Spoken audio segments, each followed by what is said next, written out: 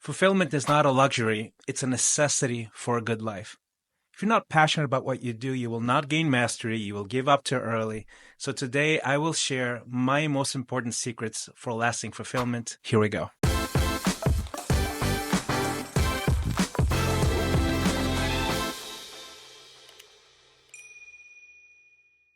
So most of my days I am fulfilled, and I'm fulfilled honestly all day long. If you sort of spend the day, and most of the time you have this sense of belonging, of impact, really a great fit between what the world needs and who you are, a sense of joy, peace, creative flow. First of all, it's very enjoyable, but also you'll just do much better work, right? You'll show up differently, and you will serve people at a higher level, and you will connect at a deeper level in all kinds of relationships. And most people won't experience that as a long sort of standing flow because it has a price. And the price is the price of searching and being aware and sort of this unknown, the price of failing to find it, right? The price of getting better over time. And what happens is most people will compromise fulfillment for the sense of perceived certainty. But what you're doing is, by compromising fulfillment, is that you're actually asking for more uncertainty down the road, because you will eventually lack mastery that basically gives you choices.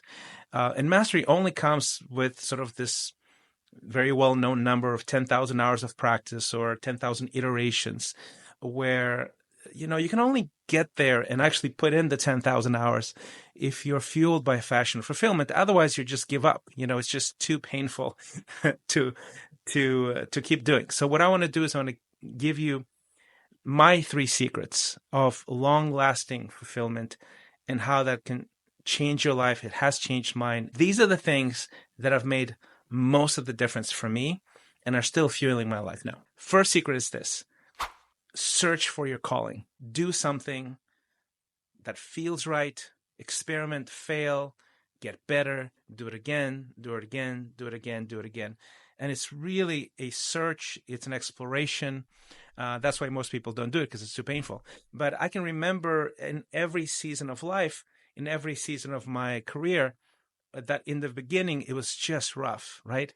My first musical efforts before I started a music career, they were terrible. I mean, my performance was horrible. I was really more of an amateur than anything else. My songwriting was clunky. The way I recorded songs, the way I structured songs, who I worked with, all of that was just terrible. And you have to just keep going because you feel like you care about this, right? So fulfillment, and then mastery comes after fulfillment, because you just don't give up, right? You keep trying. My first public speaking engagements were really clunky. I went too long. It was not well structured. Maybe it was too wordy. People didn't remember the main value I wanted to bring in my speeches. It was sort of uneven, right? It was like this. And then eventually, because you're passionate about communicating, and I am, you can become better and better and better, more eloquent. You understand how to structure things, how to use body language, your voice, how to create concise thoughts that sort of stick with people after they walk out the door, and maybe stick around for a week or 2 or a month or 6 months, and I've had people quote something I said years ago back to me, and it's the greatest compliment. In first video production, when I was sort of learning how to put together stories that are visual, oh my gosh, I mean, there's so much to it. The script, the story, the lighting, the casting, the sort of the climate of the crew when you're shooting, who do you engage when it comes to sort of key roles in the video production, all of those things. In the beginning, they were just almost like feeling something out in the dark. But then, because I'm passionate about it, and I love video, I love media, eventually I end up creating short films and commercials and music videos. And some of them were award-winning, and I have a bunch of awards right behind me. You can barely see. If I move here, you can see them a little bit. It's the same thing with marketing. Marketing is essentially storytelling. And what resonates with people, what resonates with the deepest desires of their heart, and the pursuit of that, the love of that, rather than just trying to sell something that people don't need, that is what makes you a good marketer over time. The first book I wrote. The first 2 books I wrote, I never published, right? I'm actually in the middle of writing a book now. You can go to bigreasonstoloveamerica.us and find it. It's going to be not published yet, but you can sign up to be on the wait list. Or if you watch this way later, you'll probably just search for it on Amazon. It will come out. But this is my 3rd book that I'm publishing just now. And the first 2 books that I wrote, I shelved them because they were just essentially exercises, creative exercise. I really enjoyed them. I really, really did. So it's not a waste of time because I'm writing a book now that I think it's going to be great. I'm very excited about it. I'm going to publish it for sure. So this is just to illustrate the first secret. And the first secret is just search for what fuels you with passion and do it. And you're probably not going to be good at it for a while. So do it over and over and over again and don't give up.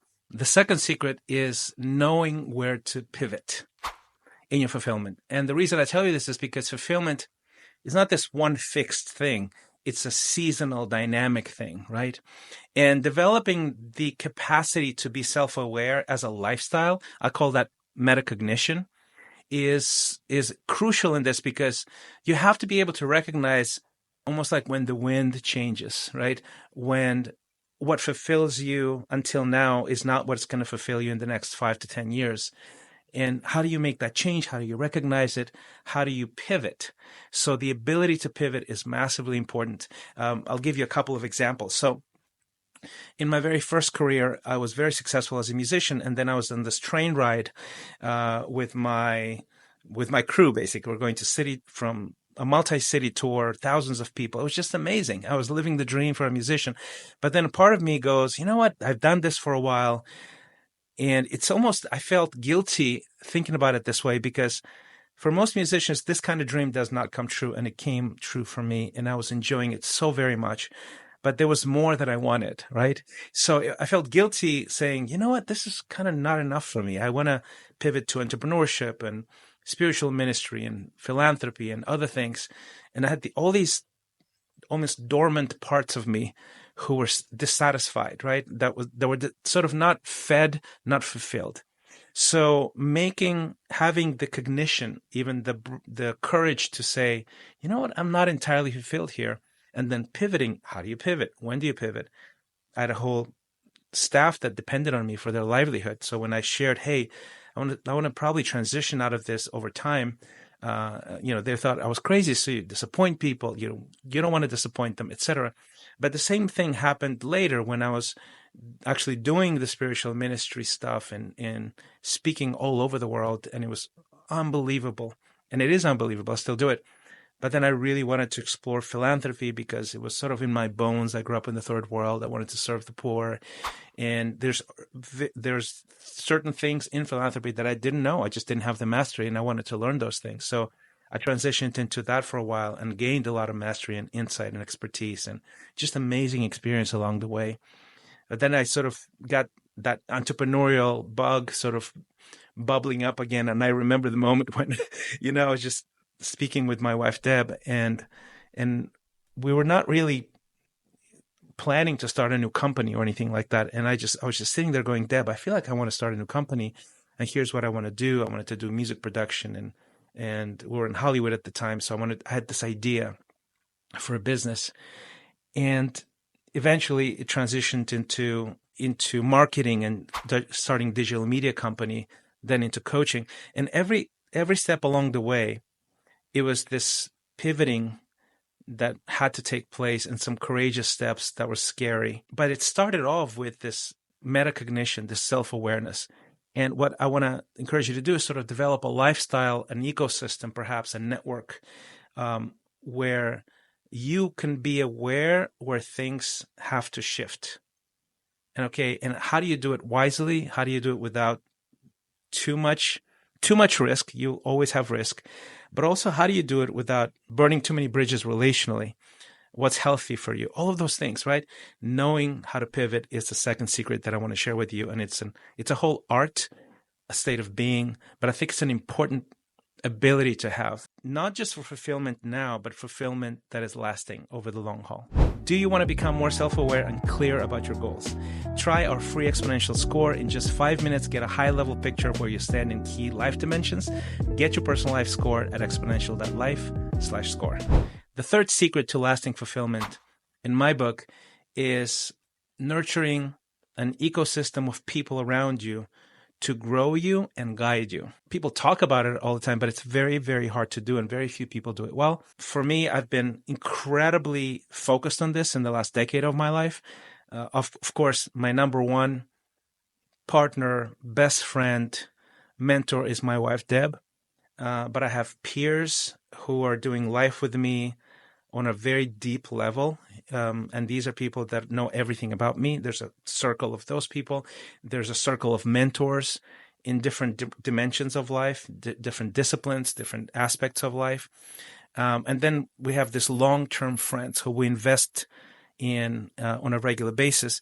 So all of that is almost like this tapestry of relationships. All of life, all of human flourishing, all of success in life, it really hinges on relationships. Is who you do this life with.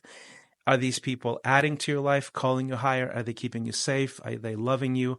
Are they catching you when you fall? Are they just there, present? You know, to earn that is a massive investment. You have to earn the ability to be paid attention to. You have to serve people. You have to thank people. You have to make it safe for people to express to you how they feel about you, your life, your journey, all of those things. So all of that is, it's like a whole topic for 2 or 3 or 4 different episodes, but it is a core secret to lasting success and lasting fulfillment. Relationships are everything. Relationships will make you or they will break you. And I feel particularly blessed and grateful, even longer, but I think the last decade particularly so, because I've been very, very intentional about this. Are you enjoying this podcast and ready to level up? Discover high-performance coaching at Xponential. Visit xponential.life to book your free strategy call. You can tell us where you are, where you want to go. We'll give you free advice. And if it's a good fit, we'll tell you all the amazing results our clients are getting and all the details about Xponential. So these are my secrets. If you love this, share those with friends, subscribe. If you want more of this goodness, I have a weekly newsletter that is absolutely free. You're going to get it in your inbox every Sunday morning. Go to christianrayflores.com for that. And thank you again. Thank you for being part of this. Thank you for your time, that you're paying attention, that you're listening to this all the way through. I appreciate you so very, very much. Thank you for being part of Headspace.